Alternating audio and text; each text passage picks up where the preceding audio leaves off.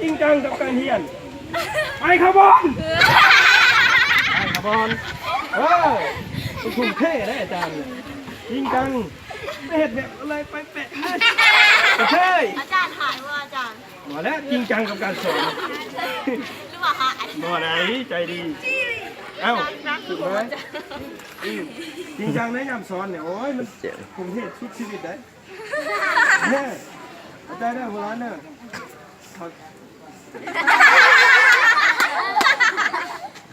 ไม่ให้หรอนั่งได้นั่งได้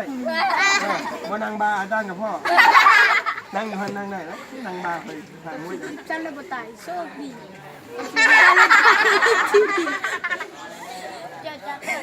ยังวะ